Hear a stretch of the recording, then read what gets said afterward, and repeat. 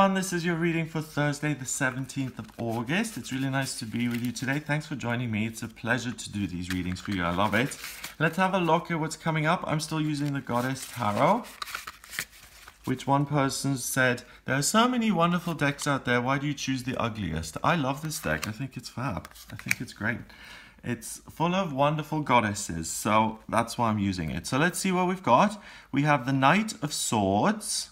Look at him. Oh, he's terrified.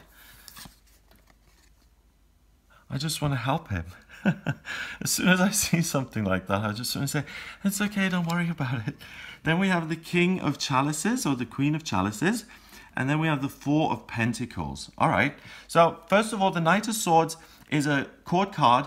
And the Knight of Swords has all of these wonderful ideas, but she's reckless about it.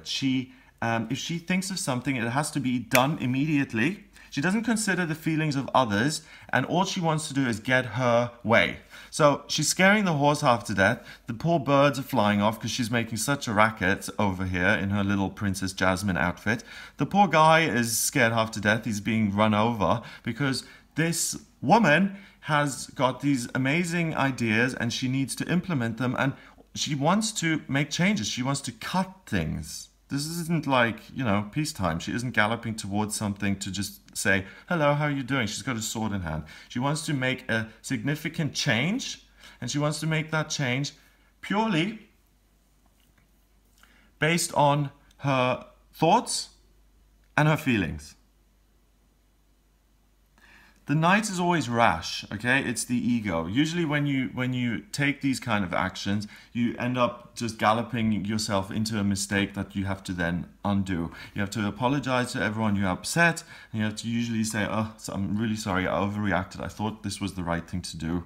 I should have waited. I should have calmed down a little bit and just considered other people before I just galloped off into a direction, okay? So that's the first message here today, to be considerate of other people and not to immediately react. If you feel something truly overwhelming and all-encompassing, or you think something that's overwhelming and all-encompassing, rather than act, sit with it. And if it's intolerable, call someone, speak to someone, but don't act. The next card is the King of Chalices. The King of Chalices is a court card, and it's someone who's mastered the emotions. So the point isn't to go rushing out into the world and to cut down institutions and cut down people and to scare everyone and to get your own way and to conquer and to, you know, ride into battle. What you're meant to do is to master your feelings. The King of Chalices has graduated from being a page, learning about emotions and how to deal with them, no clue whatsoever. Then he graduated into a Knight of Cups, where she was similar to this Knight. Overly emotional, sometimes really, really emotional, sometimes totally detached and cold. The King and Queen have a perfect balance between thought and feeling. And that's your goal today. That's what you're here to do. You're not meant to rush off and just adjust everything. You're meant to sit with your feelings and tolerate them and learn what they're telling you. And the reason you're meant to sit with your feelings is because today is a day of learning and enriching the life that you have already.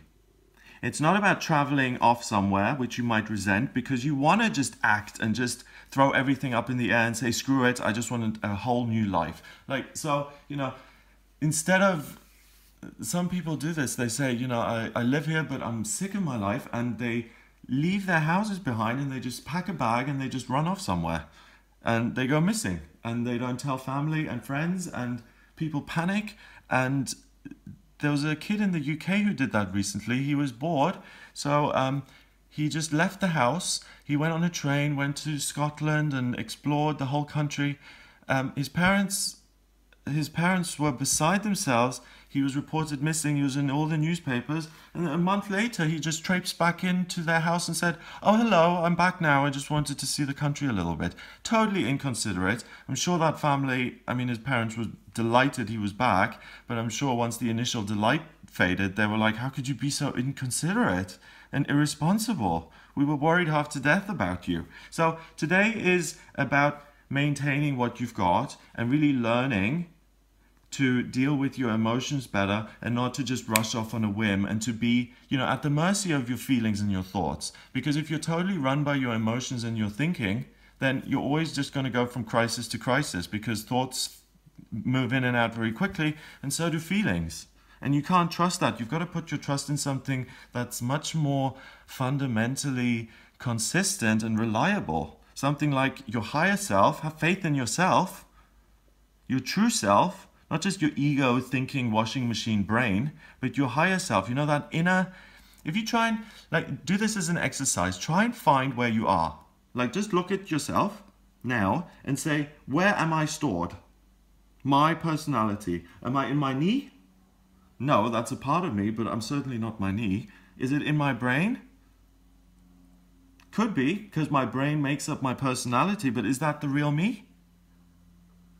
The way I always do it is, if I look for myself, I don't try and isolate it and think about it. I just try and feel it. And what I always come up with is a feeling that I feel around my sacral chakra. I think it's the sacral chakra. It's the yellow one in the center of my chest. So you've got the root chakra at the bottom, then you've got the orange one. That could be the sacral chakra possibly. And then it's the yellow one that's in the center of your torso and has to do with control. And I always feel just a vibration of myself, almost like it's a piece of music that I just listen to and tune into.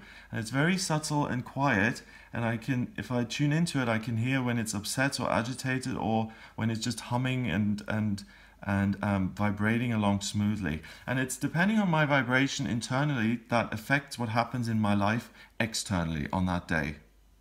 I know that sounds like magical thinking, but we live on a magical planet.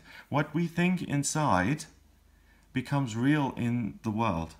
So by learning how to tolerate negative emotions and balancing them out with your thoughts will help you to deal with them. And rather than let them run your life and constantly get you into trouble, you can work with those feelings and transform them into something positive through this knowledge that you gained today. So maybe you learn to meditate, or maybe you learn that certain battles are just not worth fighting, or you realize that you don't need to persecute someone, you can just not react and you can just leave it. So you will learn something amazing today that's going to stabilize your life, that's going to help you to master negative feelings when they come up, and you're going to learn to be less reckless because you're communicating more effectively with your own inner self. Chord cards are always 1, so we've got 1, and 1 is 2, and 4 is 6, and 6 is a temporary window of opportunity. It's a teachable moment. It's where your mind, rather than being a steel trap that always is locked shut like that, opens up and you actually become teachable. And there is this opportunity today to learn something which is going to help you master your feelings. And that's, once you master your feelings, you master your feelings. The next time when that comes up, you'll be much better at it. And that's a life's work. We all have to do that. It's a life's work to master ourselves, to accept ourselves as we are. But the more you can accept yourself and manage the negative things that come up and replace them with positive things about yourself, then your life begins to work. So people who are beautiful and who are validated by their peers often find it very successful, find it very easy to be successful because they get so many positive messages from their peers, and internally they have positive messages because they get validated all the time. But for people who are ill and who are shy and who don't know how to communicate properly and who are massively introverted and have a wonderful imagination and intuition and are amazingly sensitive, those people often don't get validation from their peers, and they get the opposite, and they say, don't be so sensitive, snap out of it, toughen up, stop crying, all of those things. And we're all different, and if you have received those messages, shake them off. There's nothing defective about you. If you're a sensitive person, that's a gift. You're part of the 5% of the people on this planet who feel things deeply. It's a gift, sensitivity. Encourage your sensitivity, but you don't need to let it run your life. You can learn things which can help you use your sensitivity to avoid negative situations or to heal others or to deliver wonderful messages. And you can also use it just to feel better about yourself and not to let every rejection or negative event completely crush you. You're becoming more emotionally resilient by balancing it out with your thoughts. Have a wonderful, wonderful day. Use this opportunity because it will serve you for the future. If you would like a private reading with me, then please get in touch via my website. It's gregoryscott.com. Click on the Readings tab to order your reading, and on that page you'll see the different types of readings I do. I've split them into different times. So you 15-minute reading, half an hour, 45 minutes, and 60 minutes if you want a really in-depth reading. So have a look at that page. It also gives you details of wait times, and urgent readings are available there as well if you want to speak to me within a day or two. So have a look at the website. Please remember to subscribe to this YouTube channel, and I'll speak to you tomorrow.